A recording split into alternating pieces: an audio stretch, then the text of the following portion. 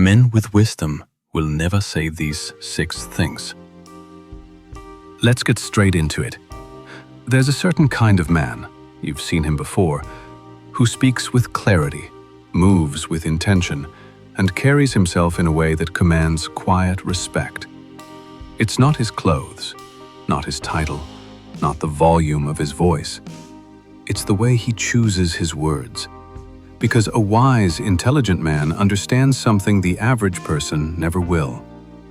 Your tongue reveals your mind. Your words reveal your discipline. And the things you refuse to say shape the man you become. Today we're breaking down 6 things an intelligent, stoic man will never say, not because he's trying to appear wise, but because he refuses to sabotage his own growth, clarity, or power. Let's begin. 1. I already know that. This is the anthem of the closed mind. It's subtle, it sounds confident, but beneath the surface, it's one of the most destructive phrases a man can utter. Years ago, I had a mentor, the type of man who spoke very little, but said a lot. He began explaining a concept I thought I'd mastered long ago. Without thinking, I cut in, Yeah, I already know that. He didn't correct me. He didn't argue. He just paused, watched me for half a second, and continued with something else. It wasn't until much later that I realized the truth. I didn't just interrupt him. I shut the door on a deeper lesson, a nuance I couldn't yet see. The Stoics warned us about this. Marcus Aurelius wrote, "You cannot learn when you believe you already know." When a man says, "I already know that," what he's really expressing is a fear of seeming ignorant, an ego desperate to protect its image, a mind that has stopped expanding. True intelligence is humble. It's curious. It understands that knowledge is not a mountain you climb. It's a horizon that keeps moving. I once saw a master carpenter listen intently to a young apprentice explaining a technique he must have done for 40 years. Afterward, he said, "Thanks. I learned something from how you described it." That stuck with me, not because he didn't know, but because he knew he could still learn from the perspective, not just the information. The intelligent man listens not to confirm what he knows, but to discover what he doesn't. 2. That's impossible. This phrase is never about a situation. It's always about a mindset. I once worked with a man named Robert, brilliant, experienced, respected. But anytime someone introduced a new idea, he'd wave it off. That's impossible. New market? Impossible. New strategy? Impossible. Different approach? Impossible. On the surface, he sounded grounded, cautious even. But eventually, I saw it clearly. He wasn't describing reality. He was describing his limits. Seneca said, "We suffer more in imagination than in reality." Robert wasn't analyzing obstacles. He was projecting fear onto them. The intelligent man refuses to say impossible because he understands most obstacles aren't walls, they're unfamiliar paths. Most limits aren't real, they're emotional. Most challenges aren't unbeatable, they just require the next step. Years later, I faced a project that looked doomed from the start. Insufficient budget, compressed timeline, inexperienced team. Every instinct said, "This can't be done." But instead, I asked myself, what can I do today? One step, then another, then another. And slowly, the impossible became achievable, not through miracles, but through movement. Marcus Aurelius said, "You have power over your mind, not outside events." The intelligent man never surrenders before the battle begins. He doesn't say, "That's impossible." He says, Let's break it down. That is Stoic courage in action. 3. That's not my fault.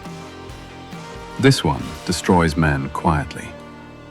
When something goes wrong, a deal falls through, a relationship cracks, a project collapses, most people rush to say, "It wasn't me. It's not my fault. I'm not to blame."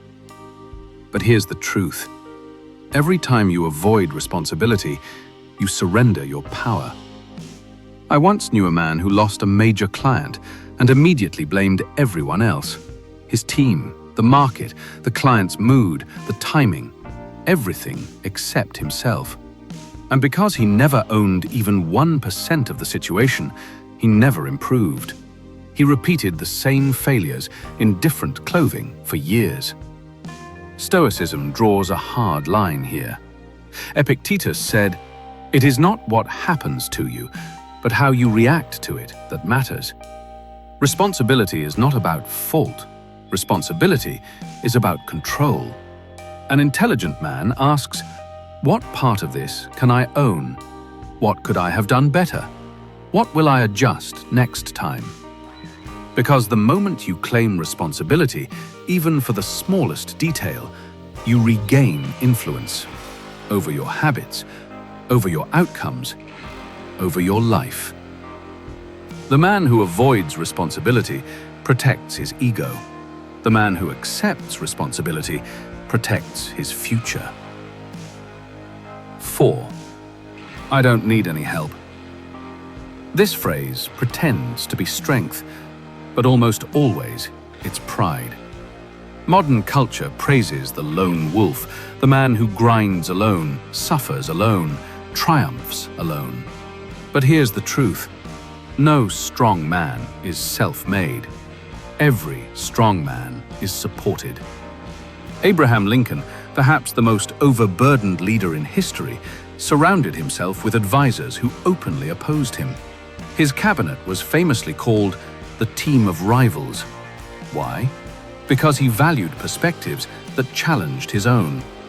Marcus Aurelius listed page after page of people who shaped him. He openly admitted he needed them. If the Emperor of Rome wasn't too strong to ask for help, neither are we. Men who refuse help struggle alone in silence. They burn out. They isolate. They lose clarity. They weaken their resilience. Years ago, I hit my own wall, not because life was unusually difficult, but because I was stubborn enough to believe I had to handle everything myself. The day I admitted I needed support was the day I stopped drowning. True strength isn't the absence of struggle.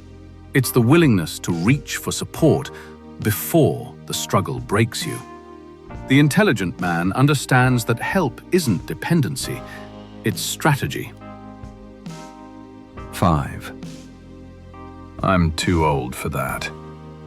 This phrase has destroyed more dreams than failure ever has. "I'm too old" is just fear with better vocabulary. I once read about Harry Bernstein. He published his first book at 96, then wrote 3 more. He wasn't a prodigy, he wasn't gifted, he wasn't connected. He was simply not done. Age didn't limit him, mindset did, and he refused to accept that limitation. Stoicism teaches something powerful here. Age doesn't weaken a man, it clarifies him. By 40, 50, 60, a man has accumulated perspective, discipline, emotional armor, hard-earned wisdom. These are advantages, not liabilities. I've seen men start companies at 65, change careers at 55, become athletes at 50, rebuild marriages in their 40s, reinvent themselves in their 70s. The difference? Whether they said, "I'm too old," or "What can I still build?" An intelligent man understands, as long as he's alive, he's unfinished. 6. I'll do it later. This is one of the most seductive lies a man can tell himself. I'll fix it later. I'll apologize later. I'll start later. I'll change later. But later is the place where your potential goes to die.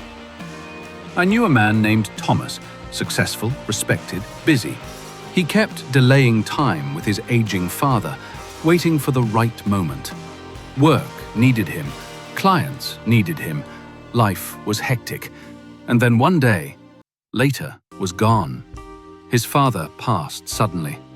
Thomas told me that regret isn't loud, it's quiet.